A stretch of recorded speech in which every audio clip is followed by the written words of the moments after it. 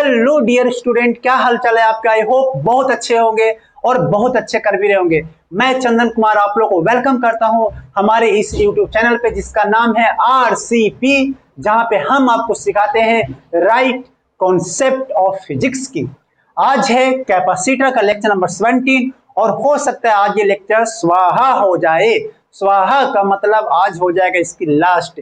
ये कैपेसिटर की लास्ट नहीं है, ये इलेक्ट्रोस्टैटिक, पूरे इलेक्ट्रोस्टैटिक की कहानियां जितने भी हम लोग आज देख रहे थे, जब से स्टार्ट हुआ था हमारा चैनल, जब से हम ये इलेक्ट्रोस्टैटिक को कवर कर रहे थे। इलेक्ट्रोस्टैटिक एक अपने आप में बहुत ही लेंथी चैप्टर्स होता है जिसमें दो सेगमेंट कवर होते हैं, एक तो पूरी चार्ज की कहानी और एक चार्ज की एप्लीकेशन दैट इज कैपेसिटर की कहानी। तो आज हम इस लेक्चर को लास्ट करेंगे। आई होप आज आप हमारे डीपीपी को एंजॉय कर रहे होंगे। डीपीपी रेगुलर बेसिस पे होती है।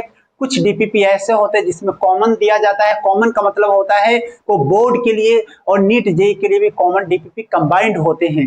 रीजन ये होता है कि वो टॉपिक बोर्ड में उतना इंपॉर्टेंट नहीं होते हैं या फिर वो बोर्ड में नहीं पढ़ने होते हैं, फिर भी कुछ बच्चे अपने नॉलेज को बढ़ाने के लिए वीडियो को देखते हैं, तो उसके लिए वो कॉमन डीपीपी मर्ज होकर आता है। तो एंजॉय कीजिए उस डीपीपी को और अपने लेवल को 95% तक बूस्ट कीजिए। चलिए बिना वक्त गवाए हुए आज का लेक्चर हम स्टार्ट करते हैं। तो पहला टॉपिक जो है, आज जो पहला टॉपिक है, सबसे पहला आपके सामने आ रहा है कि डाइलेक्ट्रिक, डिफरेंट डाइलेक्ट्रिक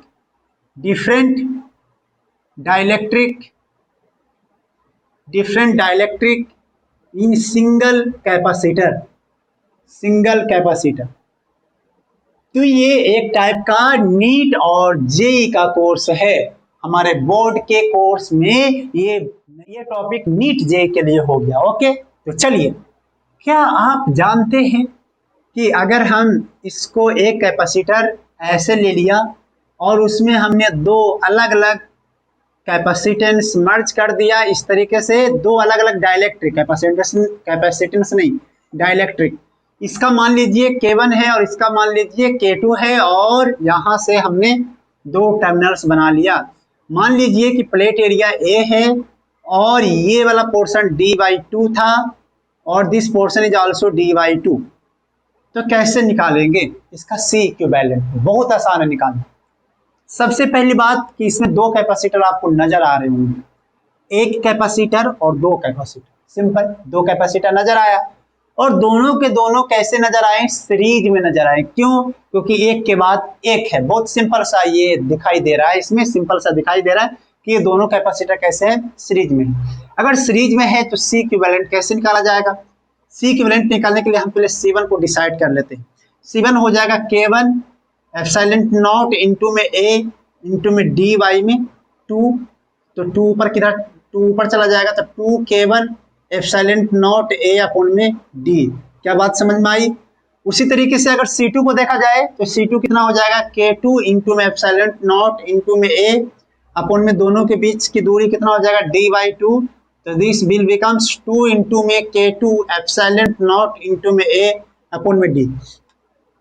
अगर आपको थोड़ी बहुत कैलकुलेशन आसान बनानी हो तो क्या हम इसको थोड़ी देर के लिए C बोल दें तो ज्यादा अच्छा होगा, क्योंकि दोनों में कॉमन है, थोड़ी बहुत आसान बन जाती है।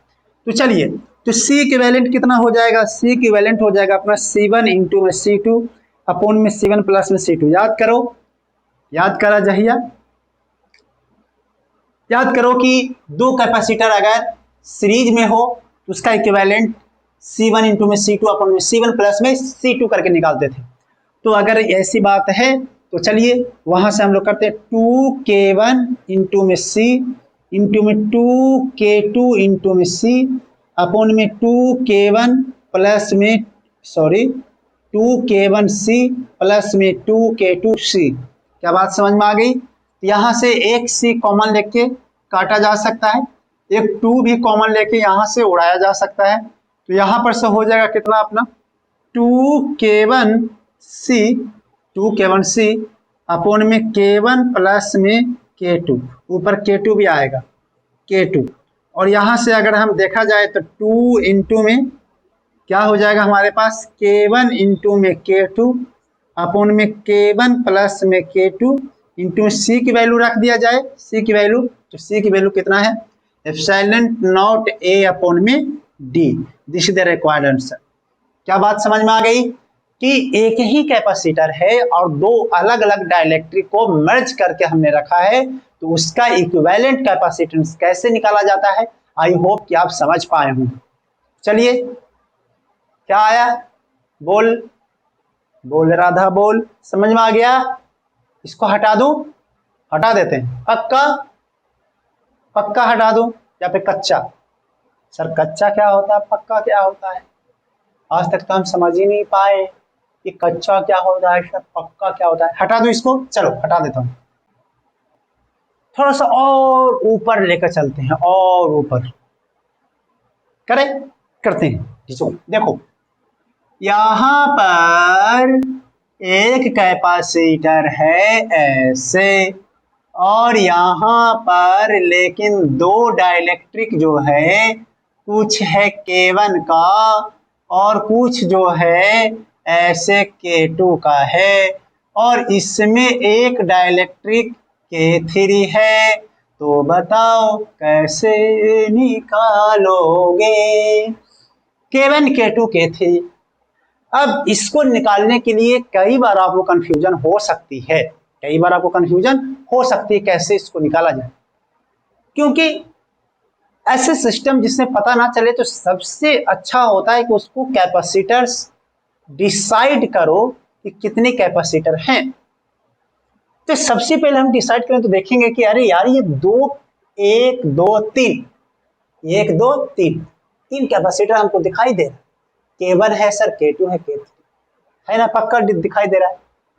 तो हमको मन करेगा कि उसको थोड़ा सा कंबाइन करके फोटो ड्रॉ कर लो, सिंपल सा। तो सर देखो ऐसे होगा कि जैसे कि आपने ए पॉइंट है और बी पॉइंट है, तो एक कैपेसिटर ये हुआ सर C1 के नाम से, और एक कैपेसिटर ये हुआ सर C2 के नाम से, और एक कैपेसिटर ये हुआ सर C3 के नाम से। अवश्य हो गया सर, निकालना क्या है, इक्विवेलेंट कैपेसिटेंस। क्या निकालना बेटा, इक्विवेलेंट कैपेसिटेंस। ये हो गया। लेकिन बहुत लोग तुमको सजेस्ट करेंगे कि दिस स्ट्रक्चर इज करेक्ट। मैं अटेंशन दे रहा हूं, बहुत लोग तुमको सजेस्ट कर देंगे कि this structure is correct, but this structure is not correct. क्यों सर, ऐसा क्यों हो गया, क्यों नहीं सही है? देखो अब जो भैया पैरेलल की, पहली बात पैरेलल की पहचान क्या है? पैरेलल की पहचान है कि अगर दो कैपेसिटर के दो कैपेसिटर है, दोनों कैपेसिटर का टर्मिनल पोटेंशियल डिफरेंस, यानी कि जहां से जोड़ा हुआ है वो अगर दोनों सेम होता है तो हम उसको पैरेलल कैपेसिटर बोलते हैं। तो सर इसमें भी तो है, देखो ये दोनों कैपेसिटर के क्या कॉमन है, ये दोनों कैपेसिटर का ये कॉमन है, तो सर पैरेलल हो गया। नहीं, लगता है कि दोनों कॉमन है, बट कॉमन है नहीं। कॉन्सेप्ट सोचो, देखो कॉन्सेप्ट। जब हम इधर से इधर जब जाएंगे तो क्या K1 और K2 क्या कॉमन पोटेंशियल डिफरेंस क्रिएट करेगा? नहीं, क्योंकि डाइलेक्ट्रिक अलग अलग है। डाइलेक्ट्रिक क्या है बेटा, अलग अलग। तो अलग अलग होने के वजह से ये दोनों के दोनों, ध्यान से सुनना, ये दोनों के दोनों कॉमन पोटेंशियल डिफरेंस जनरेट नहीं कर पाएंगे। दोनों का डाइलेक्ट्रिक अलग अलग होने के वजह से ये दोनों के दोनों कॉमन पोटेंशियल डिफरेंस जनरेट नहीं करेंगे, सिंपल सा। तो this structure is not suggested by me, क्योंकि वो गलत है, कोई भी सजेस्ट नहीं करेगा। आप अच्छी किताब जब पढ़ोगे तो आपको ये सब चीजें दिखाई देगी, और गंदे किताब पढ़ोगे तो ये दिखाई देगा उसमें। ओके, चलिए, तो हमने सोचा कि क्यों ना K3 को अलग अलग डिवाइड कर देते हैं, K3 को दो पार्ट में डिवाइड कर देते हैं। तो जब K3 को जब दो पार्ट में डिवाइड करोगे तो चलिए कुछ डेटा को लिख लेते हैं। ये तो A है, तो ये A/2 और ये भी A/2, यानी कि K1 जो है A/2 में, K2 भी A/2 में, K3 का आधा पोर्शन A/2 में और K3 का आधा पोर्शन A/2 में। ये तो है ही D/2 और ये तो है ही D/2। क्यों D/2 अच्छा क्यों ना हम, चलो ठीक है, हम इसका स्ट्रक्चर देखो कैसे डिवाइड करें कि यहां से C1 है और C1 ये C3 से जुड़ गया है, C3 से। अब C3 का ये आधा पोर्शन C3 कहलाएगा, यानी कि ऊपर भी C3 और नीचे भी C3। अगर पूरा को C3 बोलोगे तो C3/2 लेना पड़ेगा, ऑब्वियस बात है भाई। अगर पूरा को C3 बोलोगे तो C3/2 लेना पड़ेगा। लेकिन मैं बोल रहा हूं कि आधा को C3 ऊपर बोल दो, नीचे के भी आधा को C3 बोल दो, क्या बोला है? कुछ लोग मन में सर K3/2 नहीं हो जाएगा? नहीं, dielectric constant is the properties, चाहे वो थोड़ा सा भी हो तो भी K3 होगा और इतना सारा हो तो भी K3 होगा, तो दोनों के दोनों केसेस में K3 होगा। फिर नीचे से ये C2 हो जाएगा और यहां से ये हो जाएगा C3, और अब हुआ इसका मस्त वाला इक्विवेलेंट, ये हुआ मस्त वाला। तो हम C1, C2, C3 के वैल्यूज निकाल देते हैं, फिर आप लोग निकाल लेना। तो चलिए C1 की वैल्यू हो जाएगा कितना, K1 इंटू में एप्सिलॉन नॉट इंटू में A/2 इंटू में D/2, ये हो जाएगा K1 इंटू में एप्सिलॉन नॉट A/d। उसी तरीके से C2 को अगर देखेंगे तो ये हो जाएगा K2 into epsilon not A/d, और उसी तरीके से C3 को अगर देखूंगा तो K3, देखो C3 के लिए मैं थोड़ा सा एप्सिलॉन नॉट A/2 का लिया हूँ D/2, तो ये हो जाएगा K3 इंटू में एप्सिलॉन नॉट इंटू में A/d। क्यों ना हम अपनी सुविधा के लिए क्या इसको C बोल दो, क्या इसको C बोल दो, क्या इसको C बोल दो अपनी सुविधा के लिए। ये हो जाएगा K1C, ये हो जाएगा K2C और ये हो जाएगा K3C। अब आपको सब कुछ मालूम है कि ये K1C है, ये ये K3C है और ये K2C है और ये K3C है। तो क्या निकाल सकते हो, ऊपर वाला का कैपेसिटेंस कितना आएगा, ऊपर वाला का निकाल लो। चलो C इक्विवेलेंट में निकाल देता हूँ। ऊपर वाला कितना हो जाएगा बेटा, K1 इंटू में K2 इंटू में C अपॉन में K1 प्लस में K2, K3 बनेगा भाई, गलती नहीं। और नीचे वाला का हो जाएगा K2 इंटू में K3 इंटू में C अपॉन में K2 प्लस में K3, this is the required answer. ऊपर वाले को दोनों पैरेलल वाला फॉर्मूला लगा के, नीचे वाला को दोनों पैरेलल वाला फॉर्मूला लगाकर दोनों को ऐड कर दिया। आ गया ना समझ में? तो बहुत ये सिंपल है। तो C इक्विवेलेंट K1 इंटू में K3 इंटू में C इस तरीके से आप लिख सकते हैं, बहुत ही आसान है। कॉन्सेप्ट पे ध्यान दिया जाए तो बस ये देखना है कि मुझे दो डाइलेक्ट्रिक के बीच में जो पोटेंशियल ड्रॉप होता है उसको कैसे देखा जाए, क्योंकि पोटेंशियल ड्रॉप ही मेन होगा। क्योंकि अगर पोटेंशियल ड्रॉप अगर कॉमन नहीं है तो फिर ये आएगा, और अगर ये कॉमन हो जाता है तब तो फिर ये ठीक। लेकिन ऐसे केसेस बहुत ही कम दिखाई देते हैं डाइलेक्ट्रिक में, और यही एक कोर कॉन्सेप्ट होता है जहां पे आप मिस्टेक करते हैं। ऐसा है कि नीट और जेई के सवाल दो बार आ चुके हैं, एक बार नीट में आया हुआ सवाल है और एक बार जेई में आया हुआ सवाल है। आप दोनों का सॉल्यूशन से या फिर कोई सा भी बुक से अगर आप देखेंगे, किसी पब्लिकेशन का नाम मेंशन नहीं कर रहा हूं, किसी का भी अगर आप सॉल्यूशन देखेंगे तो आप वहां पे इनकरेक्ट पाओगे, 100% इनकरेक्ट पाओगे।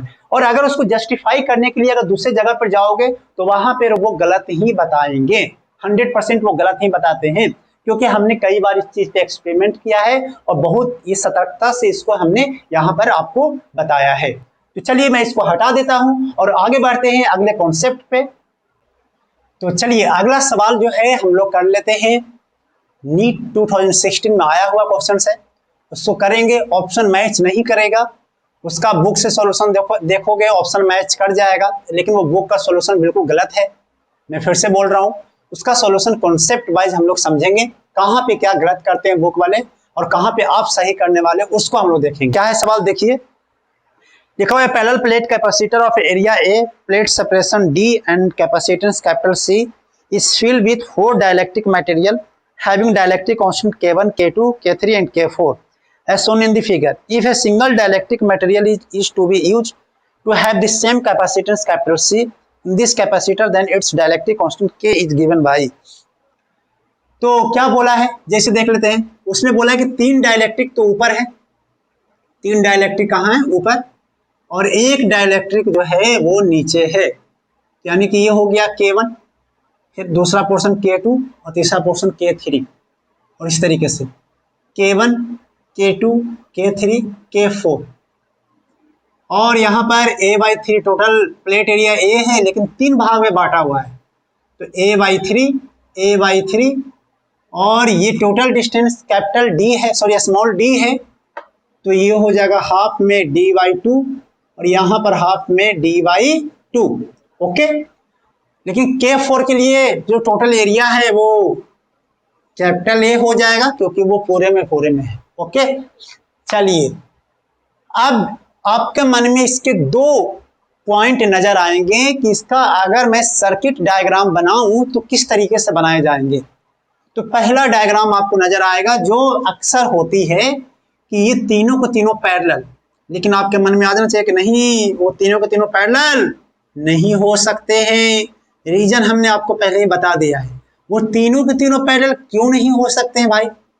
क्योंकि वो तीनों के तीनों जब ऊपर से जब चलोगे नीचे की तरफ तो पोटेंशियल ड्रॉप तीनों के तीनों सेम नहीं कर सकते हैं। क्यों नहीं कर सकते हैं?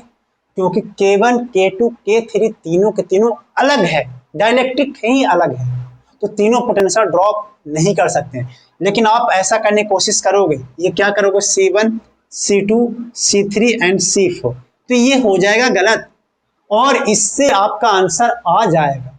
जब आप ये करोगे ना गलत तरीके से, तो इसका आंसर आ जाएगा, क्योंकि गलत का ही जमाना है, तो इसका आंसर पक्का आएगा। अब करो मेरा मेथड से। मेरा मेथड कहता है कि तीनों के तीनों, ये तीनों जो कैपेसिटर है वो पैरेलल में तो बिल्कुल भी नहीं है, तो हमें बनाना पड़ेगा कुछ सीरीज में। सीरीज में बनाने के लिए एक पार्ट से दूसरे पार्ट तक पहुंचना चाहिए, तो हम क्या कर देंगे कि एक पार्ट से दूसरे पार्ट तक पहुंचने के लिए इस K4 को 3 भाग में डिवाइड कर देंगे। कितने भाग में? 3 भाग में। तो यहां पर हो जाएगा K1, K4, K2, K4, K3, K4, इस तरीके से। तो ये दोनों सीरीज में, ये दोनों सीरीज में, ये दोनों सीरीज में, और दोनों सीरीज का टर्मिनल पॉइंट देखोगे तो यहां से यहां जुड़ा हुआ है, इसका भी यहां से यहां जुड़ा हुआ है, इसका भी यहां से यहां जुड़ा हुआ है। तो ये तीनों के तीनों आपस में पैरेलल कहलाएंगे, लेकिन ये दोनों के दोनों आपस में सीरीज कहलाएंगे।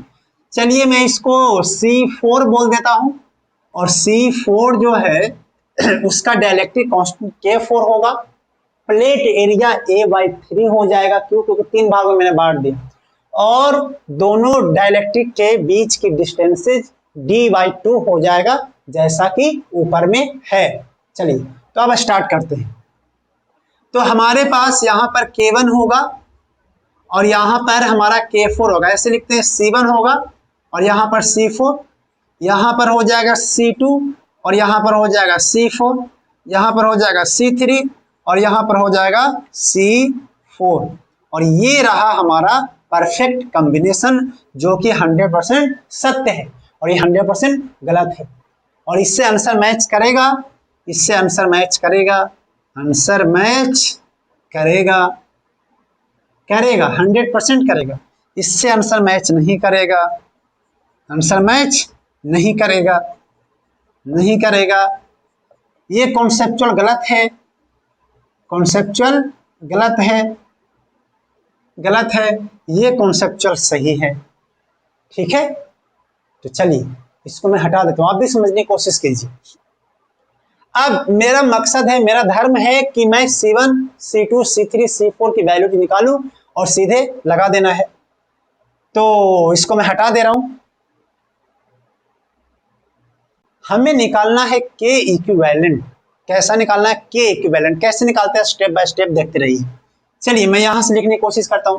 C1 हो जाएगा K1 एप्सिलॉन नॉट AY में 3 इंटू में DY में 2, तो यहाँ पर हो जाएगा हमारे पास 2Y में 3 K1 एप्सिलॉन नॉट AY में D। उसी तरीके से C2 हो जाएगा 2Y में 3 K2 epsilon not A upon में D।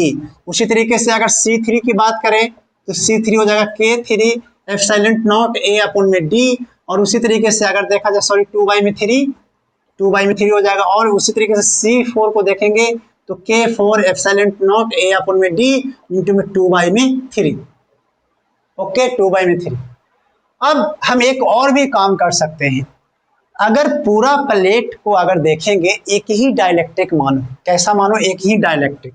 एक ही डाइलेक्ट्रिक जब मानोगे बेटा तो हो जाएगा क्या कि ये तो हो जाएगा A, ये तो हो जाएगा A और ये हो जाएगा D और यहाँ पर K इक्विवेलेंट बनेगा। क्या बनेगा? K इक्विवेलेंट, यही बन सकता है। अब इसका C इक्विवेलेंट अगर आप निकालना चाहोगे तो क्या हो जाएगा बेटा? K equivalent epsilon not A upon में D होगा कि नहीं होगा? पक्का होगा। तो अब इसका C इक्विवेलेंट इससे कंपेयर कर देंगे, इक्वल कर देंगे, खटाक से आंसर आ जाएगा। तो देख कैसे करते हैं। ये दोनों को दोनों सीरीज में, ये दोनों को दोनों सीरीज में, ये दोनों को दोनों सीरीज में और बाकी सारे के सारे पैरेलल में। तो हम लोग करेंगे क्या कि ऊपर वाले ब्रांच का, नीचे वाले ब्रांच का, सबसे नीचे वाला ब्रांच का पैरेलल लगा कर दोनों सबको ऐड कर देंगे। तो हम वही प्रक्रिया अपनाने जा रहे हैं। तो प्रक्रिया अपनाने से पहले हम एक चीज को ध्यान देंगे। क्या ध्यान देंगे? कि क्यों ना K1 एप्सिलॉन नॉट A अपन में D सब में कॉमन है। सॉरी, एप्सिलॉन नॉट A अपन में D क्या है? सब में कॉमन। एप्सिलॉन नॉट A अपन में D सब में क्या है? कॉमन। एप्सिलॉन नॉट A अपन में D देखो सब में कॉमन है। 2 अपन में 3 मत लेना, गलत होने के चांसेस बढ़ जाएंगे। क्यों बढ़ जाएंगे? क्योंकि इसमें 2 अपन में 3 नहीं है। तो हो सके डायरेक्ट तुम कट कर दो तो गलत होने के चांसेस बनेंगे कि नहीं बनेंगे?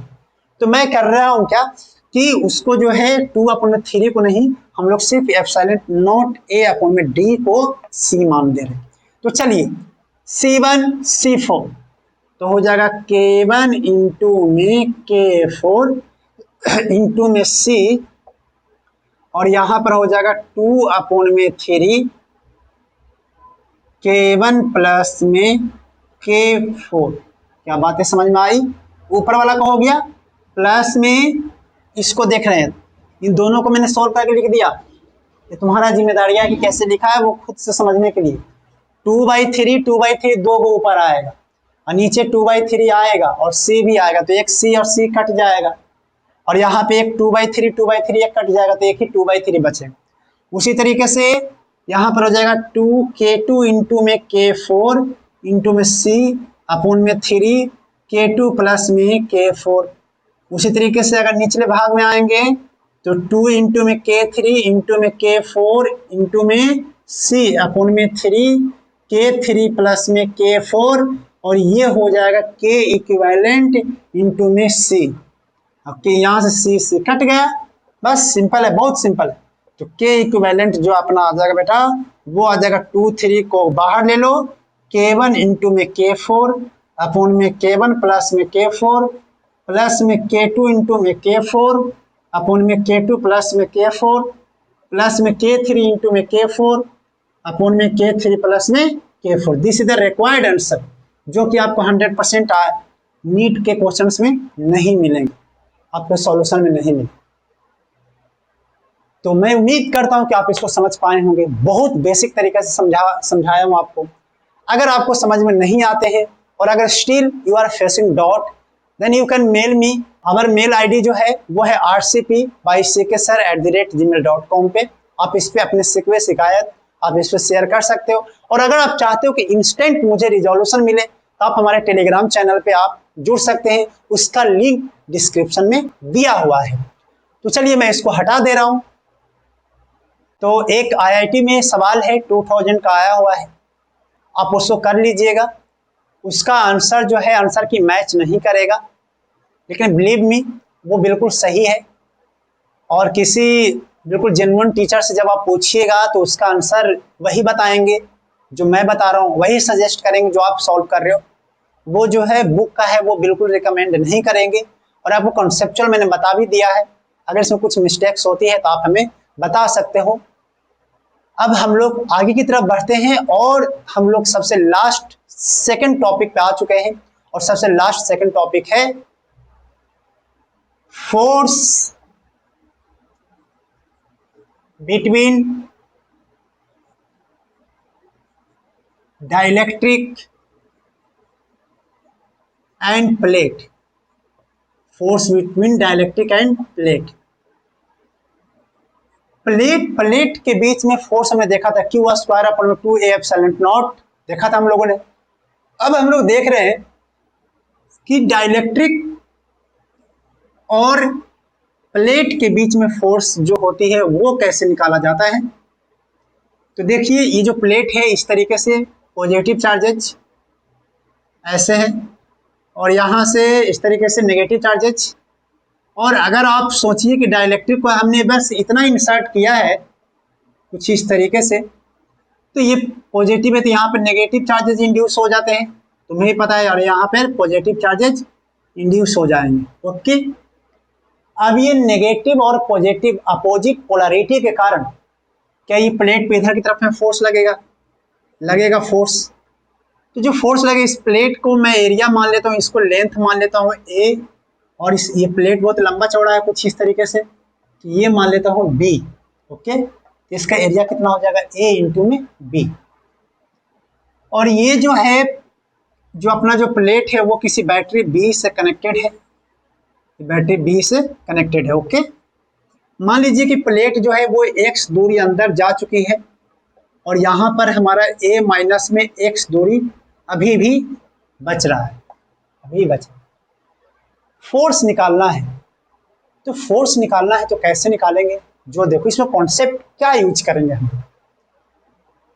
अगर सिंपल भाषा में देखने जाएं तो आपको ये पता भी नहीं चलेगा कि फोर्स निकालना कैसे है। अगर सिंपल भाषा में अगर देखें, जैसे आप स्टूडेंट हो, मैं भी स्टूडेंट हूँ, और माँ कसम अगर देखने जाऊँ तो विश्वास नहीं होगा, कुछ पता ही नहीं चलेगा कि कैसे निकालना है। इसमें टीचर की हेल्प जरूरत होगी। अब टीचर इसमें क्या हेल्प करेगा, वो बताएगा कि जब डाइलेक्ट्रिक जब अंदर की तरफ जब जा रही है तो इस कैपेसिटर की एनर्जी चेंज हो रही है, कैपेसिटर की एनर्जी चेंज हो रही है। उस कैपेसिटर की एनर्जी को फिलहाल हम लोग बोल रहे हैं पोटेंशियल एनर्जी। फिलहाल हम लोग बोल रहे हैं क्या, पोटेंशियल एनर्जी। ये अपनी पोजीशन को चेंज कर रहा है डाइलेक्ट्रिक, तो पोजीशन को चेंज करने की वजह से जो एनर्जी एसोसिएटेड हो जाती है उसको क्या हम लोग बोलते हैं, पोटेंशियल एनर्जी। और ये डाइलेक्ट्रिक की पोजीशन चेंज करना, उसमें एनर्जी स्टोर होना, ये सब सारे के सारे एक पोटेंशियल एनर्जी को इशारा करता है। अब पोटेंशियल एनर्जी जब निकालने जाएंगे तो इसमें दो कैपेसिटर आपको किसी भी समय पर नजर आएगा। कौन कौन सा, एक तो ये जिसमें डाइलेक्ट्रिक नहीं है एक कैपेसिटर, और एक तो ये जिसमें एक डाइलेक्ट्रिक है, तो दो कैपेसिटर नजर आए।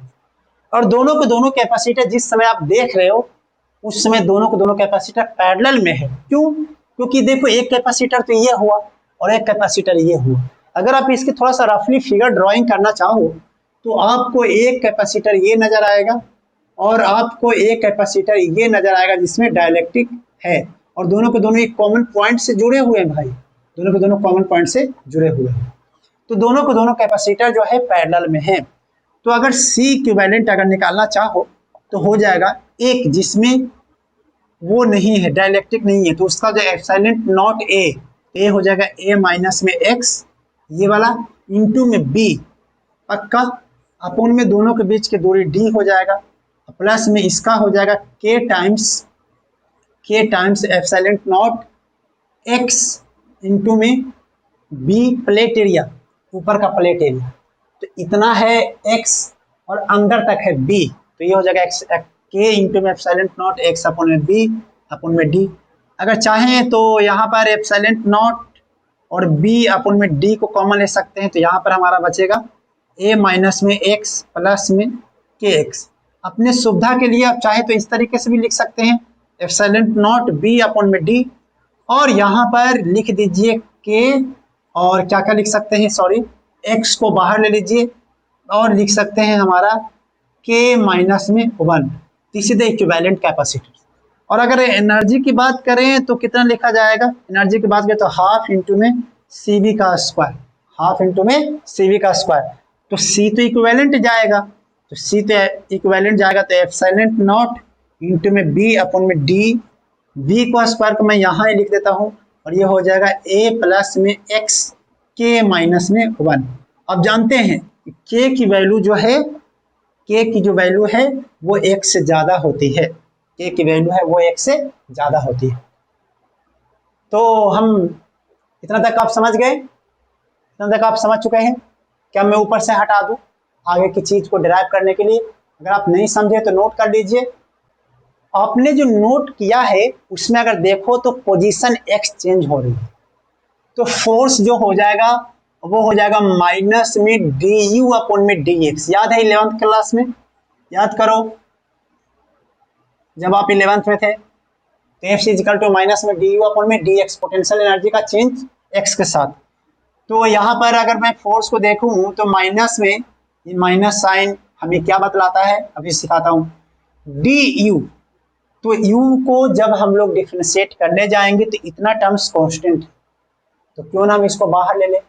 अब इतना टर्म्स अगर कांस्टेंट है तो हम क्यों ना इसको क्या ले ले, बाहर ले ले। तो हम बाहर ले लेते हैं।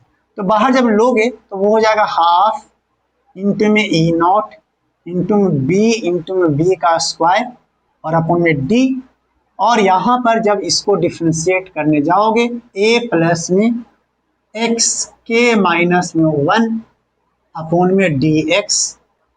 तो आगे जब हम लोग करेंगे इसको तो माइनस को तो सिर्फ ये डायरेक्शन के लिए होता है, तो इसको उड़ा भी सकते हैं चाहे तो फोर्स इजिकल टू मैग्नीट्यूड की अगर बात करें तो हाफ ई नॉट इंटू में बी का स्क्वायर अपॉन में डी, और यहाँ से हो जाएगा कितना k माइनस में 1, क्योंकि a का डिफरेंशिएशन कांस्टेंट है तो a का डिफरेंशिएशन 0 हो जाएगा, बचेगा x का डिफरेंशिएशन 1 और k माइनस 1 वो मल्टीप्लाइड हो जाएगा।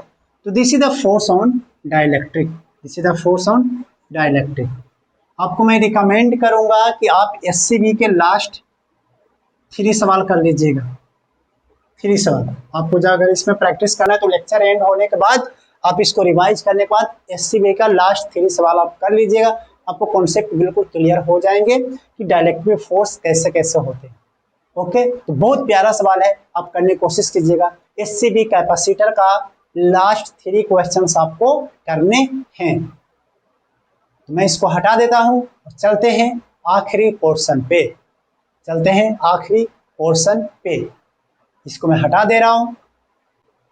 लास्ट पोर्शन है स्फेरिकल कैपेसिटर, लास्ट पोर्शन है स्फेरिकल कैपेसिटर। पैरेलल प्लेट का तो हमने देख लिया, स्फेरिकल कैपेसिटर। तो स्फेरिकल कैपेसिटर कैसा होता है, एक इस तरीके से और दूसरा इस तरीके से ऐसे होता है। ये जो अंदर वाला है वो सॉलिड भी हो सकता है और हॉलो भी हो सकता है, और बाहर वाला जो है वो हॉलो स्फेयर होता है। यहाँ से रेडियस r1 मान लेते हैं और यहाँ पर रेडियस क्या मान लेते हैं, r2। यहाँ पर रेडियस r1, यहाँ पर रेडियस r2। सिंपल सा है कि इस पर हम चार्ज q दे देते हैं, इस पे चार्ज माइनस q दे देते हैं, कुछ इस तरीके से दे देते हैं। अगर आप इन दोनों का पोटेंशियल अगर V1 बोलो और ये V2 बोलो, कैपेसिटेंस निकालने जा रहे हैं, क्या निकालने जा रहे हैं, कैपेसिटेंस। अगर स्फेरिकल कैपेसिटर क्या होता है, this is the combination of 2 concentric spherical conductor, the combination of 2 concentric spherical conductor. अंदर वाला जो कंडक्टर है वो हॉलो भी हो सकता है और सॉलिड भी हो सकता है। क्यों? क्योंकि सरफेस पे ही चार्ज रहना है, तो सॉलिड रहे चाहे फिर हॉलो रहे, दोनों एक ही बात है। बाहर वाले को हॉलो ही रहना पड़ेगा क्योंकि बीच बीच में कुछ डाइलेक्ट्रिक इलेक्ट्रिक भर सकते हैं चाहे तो। अब जो है हम इसको पोटेंशियल डिफरेंस लिखें, पोटेंशियल डिफरेंस दोनों का लिखें तो हमें दिखाई देगा कि पोटेंशियल डिफरेंस ये हो जाएगा V1 माइनस V2 और ये हो जाएगा कितना KQ1 KQ अपॉन में R1 माइनस में KQ अपॉन में R2, यही हो जाएगा। यहाँ से K जो है बाहर ले लूँगा, KQ बाहर ले लूँगा और यहाँ पर R2 माइनस में R1 अपॉन में R1 इंटू में R2, क्या यही हो गया पोटेंशियल डिफरेंस। और अगर आप चाहे तो कैपेसिटेंस लिख सकते हैं, बहुत आसान है। कैपेसिटेंस QY में B लिखा जाता है, तो QY में B जब करने जाओगे तो QQ तो कैंसिल हो जाएगा और ये हो जाएगा R1 इंटू में R2 अपॉन में K इंटू में R2 माइनस में R1, और ये K ऊपर जब जाएगा तो बन जाएगा 4 पाई एप्सिलॉन नॉट इंटू में R1 इंटू में R2 अपॉन में R2 माइनस में R1। अगर 2 कॉन्सेंट्रिक स्फेरिकल सेल होते हैं, 2 कॉन्सेंट्रिक स्फेरिकल सेल होते हैं बेटा, तो वो दोनों के दोनों का जो कैपेसिटेंस लिखा जाता है वो इस तरीके से लिखा जाता है 4 pi epsilon not R1 into में R2 अपॉन में R2 माइनस में R1। सिंपल सा बात है। अगर उन दोनों के बीच में कुछ डाइलेक्ट्रिक मीडियम अगर इंसर्ट करा दें तो यही K टाइम्स हो जाएगा। अगर कोई डाइलेक्ट्रिक मीडियम अगर इसमें इंसर्ट करा दें तो कितना टाइम्स हो जाएगा? K टाइम्स हो जाएगा। बहुत सिंपल साधारण सी बात है। तो चलिए इसको नोट कर लीजिए, फिर हम आगे की चीज आपको बताते हैं। तो आगे देखते हैं कि अगर मान लिया जाए कि एक जो है आपके पास R1 है और दूसरा जो है स्फेरिकल वो जो R2 जो है, लेकिन R2 टेंड्स टू इंफिनिटी है। R2 टेंड्स टू क्या है? इंफिनिटी। आप ऐसा मान लीजिए कि एक तो R1 है, एक तो R1 है, लेकिन दूसरा जो है R2 जो है वो कैसा है? इंफिनिटी। तो सोचो कि R1 इंटू में R2 तो यही रहेगा R1 इंटू में R2, लेकिन R2 माइनस में R1 ये जो है R2 बनेगा। कैसे? लगभग क्योंकि इन्फिनिटी में से कुछ अगर R1 माइनस करोगे तो वो क्या रह जाएगा? इन्फिनिटी ही रह जाएगा। मतलब R2 इन्फिनिटी है तो R2 माइनस में R1 वो R2 के बराबर रह जाएगा। अगर आप कैपेसिटेंस ऐसे कंडक्टर कैपेसिटेंस देखना चाहते हो तो वो हो जाएगा 4 pi epsilon not R1 into में R2 और नीचे हो जाएगा R2 माइनस में R1, ये हो जाएगा R2 और R2 कैंसिल हो गया तो ये हो जाएगा 4 पाई एप्सिलॉन नॉट इंटू में R1, 4 pi epsilon not into में R1। अगर आपको याद हो फर्स्ट डे की क्लास में हम लोग अर्थ की कैपेसिटेंस निकालते हैं। किसका निकालते हैं? अर्थ की। तो अर्थ में तो एक ही लेयर है, R1 एक ही रेडियस हुआ, और दूसरा रेडियस कहाँ है? हम लोग मान लेते कि इन्फिनिटी पे, अनंत पे, क्योंकि हमेशा कैपेसिटेंस दो कंडक्टर के लिए डिसाइडेड है। तो हमने तो एक ही कंडक्टर के लिए हम लोग डिसाइड कर लिए थे। तो अगर सिंगल वन कंडक्टर होता है लेकिन दूसरा कंडक्टर होता है, कहाँ पर हो जाता है? वो बहुत अनंत दूरी पर होता है। उसका कुछ इस तरीके से आता है 4 पाई एप्सिलॉन नॉट इंटू में R is the radius of पहला वाला कंडक्टर। अगर अर्थ के लिए निकाल रहे हैं तो अर्थ अपने आप में एक विशाल है और उसका दूसरा रेडियस हम लोग अनंत पे मान लिए, समझ रहे हो? बहुत अनंत मान लिए, तो उसका जो अर्थ की कैपेसिटेंस बन जाती है वो 4 पाई एप्सिलॉन नॉट इंटू में R बन जाती है। Are you getting my point? बहुत सिंपल साधारण सा लैंग्वेज है, इसको नोट कर लो। अब इसमें इक्विवेलेंट कैपेसिटेंस किस तरीके से आते हैं? देखो मैं सिंपल सा बता देता हूँ कि इक्विवेलेंट कैपेसिटेंस मान लिया जाए कि आपके पास ऐसे है 1, 2 और एक 3 कॉन्सेंट्रिक, ठीक है। अब इसका मान लीजिए कि A है और इसका मान लीजिए B है और इसका मान लीजिए C है। तो इसमें टोटल 3 कैपेसिटेंस है। इसमें टोटल कितने कैपेसिटेंस है? 3। एक तो ये दोनों के बीच में, सॉरी 2 कैपेसिटेंस। कितने कैपेसिटेंस? 2 कैपेसिटेंस, सॉरी 3 कैपेसिटेंस बोल रहा था। इसमें टोटल 2 कैपेसिटेंस है। एक तो इन दोनों के बीच में और एक तो इन दोनों के बीच में, तो 2 कैपेसिटेंस है। और दोनों के दोनों मान लीजिए कि हमको A और B के बीच में हमको निकालना है कैपेसिटेंस, A और B के बीच में। तो A और B के बीच में जब कैपेसिटेंस निकालना है तो आप करोगे क्या कि इन दोनों के बीच में निकालना है। तो कितना हो जाएगा? 4 पाई एप्सिलॉन नॉट इंटू में AB इंटू में B माइनस में A, एक हुआ। इन दोनों के बीच में जब जाओगे तो कैसे निकालोगे? जो देखो 4 पाई एप्सिलॉन नॉट इंटू में BC इंटू में C माइनस में B, बस ये दोनों सीरीज में हो गया, इक्विवेलेंट निकालो। तो ये जो स्फेरिकल कैपेसिटर में कुछ इसी तरीके से होता है। चाहे तो हो सकता है कि आपको इस बीच में डाइलेक्ट्रिक इंसर्ट करा दे, तो जब डाइलेक्ट्रिक इंसर्ट करा देगा तो यहाँ K टाइम्स आ जाएगा। अगर कराएगा तो डाइलेक्ट्रिक इंसर्ट तो K टाइम्स हो जाएगा। तो आप ऐसे, ये मैंने सॉल्व कर दिया बातों बातों में, 1-2 न्यूमेरिकल कर दिया, तो डाइलेक्ट्रिक एक विदाउट डाइलेक्ट्रिक। तो आप SC वर्मा का सवाल को देखिएगा, आपको क्वेश्चन नंबर लास्ट में होंगे, लास्ट में 6-7 सवाल को छोड़ के, लास्ट के 6-7 सवाल को छोड़ के जब देखोगे, सबसे लास्ट में तो पैरेलल प्लेट है, और SC वर्मा का 5-6 सवाल को छोड़ के देखिएगा तो आपको सर्कुलर ये स्फेरिकल वाले होंगे, है कि नहीं? तो आप उसको करने की कोशिश कीजिएगा तो आपको थोड़ा सा माइंड बिल्कुल क्लियर हो जाएगा, इसका कॉन्सेप्ट कैसा है। तो आई होप कि आपको समझ में भी आ गया होगा ये सब चीज़ें। एक एनसीईआरटी में या फिर आप एससी वर्मा जब पढ़ोगे तो एक पैरेलल लिमिट के नाम से कुछ कॉन्सेप्ट है। तो parallel limit in nothing, it tells about the parallel plate capacitor. कैसे? जो देखो, पैरेलल लिमिट क्या है कि जैसे मान लीजिए कि R1 और R2 बहुत दूर, बहुत बड़ा है, ये R1 और ये R2 बहुत ज्यादा बड़ा है, बहुत बड़ा है R1 R2, और इन दोनों के बीच की दूरी जो है वो D है। इन दोनों के बीच की दूरी क्या है? D। तो R1 R2 इतना बड़ा है, इतना बड़ा, D बहुत कम है, बहुत कम है। जैसे कि मान लीजिए कि एक 10 पॉइंट में 2 है और एक 10 पॉइंट में 1 है, इसको लगभग आप 100 लिख दोगे, काम चल जाएगा। लगभग ऐसे तो एग्जैक्ट तो नहीं लिख सकते, 100 लिख सकते, दोनों का एवरेज मान के। लेकिन दोनों का डिफरेंस थोड़ी ना 100 लिख सकते हैं। दोनों का डिफरेंस 100 लिख सकते हैं क्या?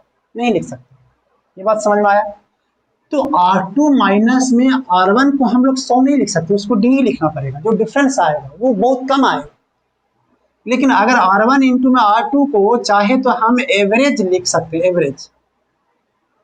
जैसे 10.2 इंटू 10.1 लगभग 10 का स्क्वायर, तो R का स्क्वायर ले लिया। तो जब इसको बोलते हैं कि पैरेलल लिमिट, इस तरीके से चीजों को क्या बोला जाता है? Parallel limit. जैसे कैपेसिटेंस के पास जब जाइएगा तो 4 पाई एप्सिलॉन नॉट इंटू में R1 इंटू में R2 अपॉन में R2 माइनस में R1। तो जब आप ऐसे कीजिएगा 4 पाई एप्सिलॉन नॉट और R1 इंटू में R2 को क्या लिखिएगा? R का स्क्वायर, और R2 माइनस में R1 को क्या लिखिएगा? तो वो तो लिख देंगे सर D। तो 4 पाई R का स्क्वायर ये क्या हो गया? एरिया। तो ये हो जाएगा एप्सिलॉन नॉट इंटू में A अपॉन में D। ये क्या है? पैरेलल प्लेट कैपेसिटर का कैपेसिटेंस है। पैरेलल प्लेट कैपेसिटर का capacitance, this is the parallel. तो मतलब उसी से बताया गया कि सब सारी चीजें एक ही है। अगर बहुत ज्यादा हो जाए पैरेलल प्लेट कैपेसिटर तो छोटा सा पार्ट है। अगर देखो कि हाथ बहुत चौड़ा हो, हाथ बहुत लंबा हो, इस छोटे से पार्ट को अगर कट करके देखोगे, ऐसे कट करके निकालो, तो वो तो पैरेलल प्लेट दिखाई देगा, क्योंकि वो पार्ट है किसी सर्कुलर का। जिससे अर्थ है, तो अर्थ बिल्कुल सर्कुलर है, लेकिन अगर आप जहां पे बैठो उसको कट करो इतना एरिया को, तो लगेगा फ्लैट प्लेट है, क्योंकि फ्लैट नहीं है, वो सर्कुलर का पार्ट है। तो इस तरीके से पैरेलल प्लेट कैपेसिटर को बोला गया वो एक सर्कुलर का पार्ट है, वो स्फेरिकल कैपेसिटर का पार्ट है। उसको बनाया गया है कुछ इस तरीके से, पैरेलल प्लेट कैपेसिटर की तरह बनाया गया, उसी से बनाया गया। नहीं समझ में आया कि आ गया समझ में? आ गया वो समझ में? तो चलिए इसको मैं हटा देता हूँ। एक और लास्ट है जो रह गई है, उसको भी कर लेते हैं। सबसे लास्ट है ये, पक्का लास्ट मैं कब से बोल रहा हूँ, लेकिन लास्ट हो ही नहीं रहा है सर, जल्दी से लास्ट कर दो। ये लास्ट है। शुरू दिन हमने चर्चा किया था कि कैपेसिटर 3 टाइप के होते हैं, पैरेलल प्लेट, स्फेरिकल, एक सिलेंड्रिकल भी मैंने बताया था। तो सिलेंड्रिकल को क्यों छोड़ते हैं, उसको भी कर लेते हैं, एकदम लास्ट है 5। तो ये सिलेंड्रिकल कैपेसिटर, ये भी कुछ उसी तरीके से होता है कि एक सिलेंड्रिकल जो है कुछ इस फॉर्मेट में ऐसे रहते हैं, एक और जो है सिलेंड्रिकल, दूसरा सिलेंड्रिकल कुछ ऐसे रहते हैं ऐसे। इस पे रेडियस R1, उसका रेडियस R2, इस पे Q और इस पे माइनस Q ऐसा दे देते हैं। इसका कैपेसिटेंस निकालने चलते हैं। तो कैपेसिटेंस निकालने चलते हैं, मान लीजिए कि L लेंथ है दोनों सिलेंड्रिकल का, तो surface charge density positive plate पे हो जाएगा Q अपॉन में 2 पाई R1 इंटू में L। बोलो, Q इंटू में 2 पाई R1 इंटू में L, इसको सिग्मा बोल देते हैं।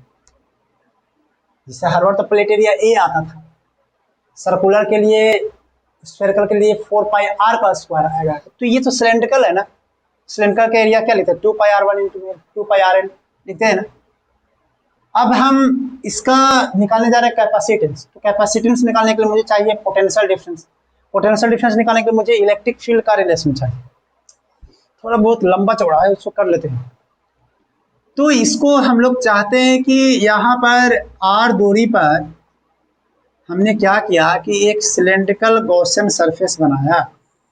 क्या बना दिया, क्या निकालने के लिए, इलेक्ट्रिक फील्ड निकालने के लिए, क्योंकि इलेक्ट्रिक फील्ड निकालेंगे तभी पोटेंशियल डिफरेंस निकलेगा। अब पोटेंशियल डिफरेंस निकलेगा तभी हमारा क्या निकलेगा, कैपेसिटेंस निकलेगा। तो ये बेसिकली गॉसियन सरफेस है, गॉसियन सरफेस। तो गॉस लॉ जब लगाएंगे, कौन सा लॉ, गॉस लॉ जब हम लोग लगाएंगे तो लिखेंगे कि इलेक्ट्रिक फील्ड इनटू में 2 पाई r इंटू में x, एरिया गॉसियन सरफेस का एरिया, वो कर्व एरिया लेंगे। फ्लाइट वाला एरिया, ये वाला एरिया तो नहीं मिल सकता क्योंकि इलेक्ट्रिक फील्ड ऊपर जा ही नहीं रही।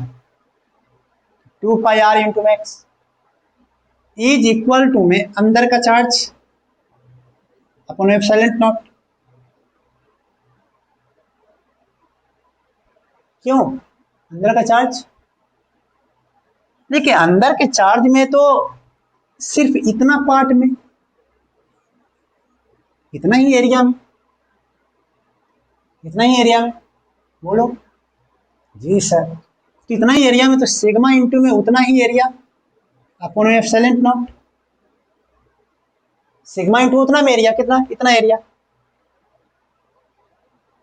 अब यहाँ पर हो जाएगा E इंटू में 2 पाई r इंटू में x इज इक्वल उतना एरिया कितना हो जाएगा, ये तो सिग्मा की वैल्यू लिख देते हैं 2 पाई r1 इंटू में l upon epsilon not into में एरिया, उतना एरिया कितना 2, ये हो जाएगा 2 पाई r1 इंटू में x, 2 पाई r1 इंटू में x। उतना एरिया का जब मैं बात कर रहा हूँ, इतना एरिया 2 पाई r1 इंटू में x, इसका एरिया नहीं भाई, इसका एरिया, इसका अंदर में जो चार्ज है उसका एरिया। 2 पाई r1 कट कर दिया, x ने x को मार दिया, तो इलेक्ट्रिक फील्ड हो गया कितना, Q अपॉन में 2 पाई r इंटू में l इंटू एप्सिलॉन नॉट हो जाएगा Q अपॉन में 2 पाई एप्सिलॉन नॉट इंटू में r इंटू में r। तो ये हो गया इलेक्ट्रिक फील्ड। तो नोट कर लो, फिर आगे के मैं कर देता हूँ, नोट कर लो। तो पोटेंशियल डिफरेंस समझते हैं, dV इक्वल टू होता है E इंटू में dr, इसको r कहाँ से r1 से लेकर r2 तक, यहाँ से E जो है कितना हो जाएगा Q अपॉन में 2 पाई एप्सिलॉन नॉट इंटू में L इंटू में 1 अपॉन में r dr, और ये हो जाएगा r1 से लेकर r2 तक। फिर इसको जब करोगे तो लॉग में आ जाएगा Q अपॉन में 2 पाई एप्सिलॉन नॉट इंटू में L इंटू में ln r2 अपॉन में r1। तो this is the potential difference delta V, potential difference, this is the potential difference. तो कैपेसिटेंस कैसे निकालोगे बेटा, बोल दो, कैपेसिटेंस कैसे निकालोगे बताओ जल्दी से, बोलो बोलो बोलो बोलो बोलो बोलो। पोटेंशियल डिफरेंस निकालेंगे, सॉरी कैपेसिटेंस निकालेंगे Q अपॉन में V से, डेल्टा V से। तो Q अपॉन में V जो है वो कितना है 2 पाई एप्सिलॉन नॉट इंटू में L इंटू में ln r2 अपॉन में r1। तो यहाँ से Q ने Q को खत्म कर दिया, तो ये हो जाएगा 2 पाई एप्सिलॉन नॉट इंटू में L, और ये ऊपर जाएगा L, तो r1 अपॉन में r2। तो ये हो गया कैपेसिटेंस इसका, सिलेंड्रिकल कैपेसिटर का। तो सबका अलग अलग है। पैरेलल प्लेट कैपेसिटर का कैपेसिटेंस आता है एप्सिलॉन नॉट A अपॉन में D। सर्कुल स्फेरिकल का आता है कितना, वो आता है 4 पाई एप्सिलॉन नॉट इंटू में r1 इंटू में r2 अपॉन में r2 माइनस में r1। और सिलेंड्रिकल का कितना आता है 2 पाई एप्सिलॉन नॉट इंटू में L इंटू में ln r1 अपॉन में r2। तो ये रहा, ये चैप्टर हो गया एंड, और हम लोग इलेक्ट्रोस्टैटिक को बहुत अच्छे तरीके से खत्म कर चुके हैं। ये आपकी जिम्मेदारियां बनती है कि आप इसके क्वेश्चंस खूब प्रैक्टिस कीजिए, खूब बहुत अच्छा कीजिए, आप अपने आप को लेवल बूस्ट कीजिए, क्योंकि आप मेहनत करोगे तो आप ही सफलता पाओगे, आपका मेहनत कोई दूसरा सफलता लेकर नहीं पाएगा। तो इसीलिए आप बहुत अच्छे से मेहनत करते रहिए। हम अगला चैप्टर जो लेकर आ रहे हैं बहुत खूबसूरत है, बहुत अच्छा सा। उसमें 4 to 8 मार्क्स पूछे जाते हैं अपने कॉम्पिटिटिव एग्जाम्स में, और बोर्ड में भी काफ़ी इंपॉर्टेंट है। तो वो चैप्टर का नाम है करंट इलेक्ट्रिसिटी। तो आने वाले चैप्टर्स का इंतजार कीजिए, उसको वेलकम करेंगे हम लोग अच्छे तरीके से। तब तक के लिए हम आपसे अलविदा कह रहे हैं। लेकिन अलविदा कहने से पहले मैं एक बात कहना चाहूँगा कि जब तक अगला लेक्चर नहीं आ जाए, जब तक आप प्लीज़ पढ़ाई करते रहिए और हमसे डाउट पूछते रहिए और अपना प्यार RCP चैनल को देते रहिए। तब तक के लिए ऑल दी बेस्ट।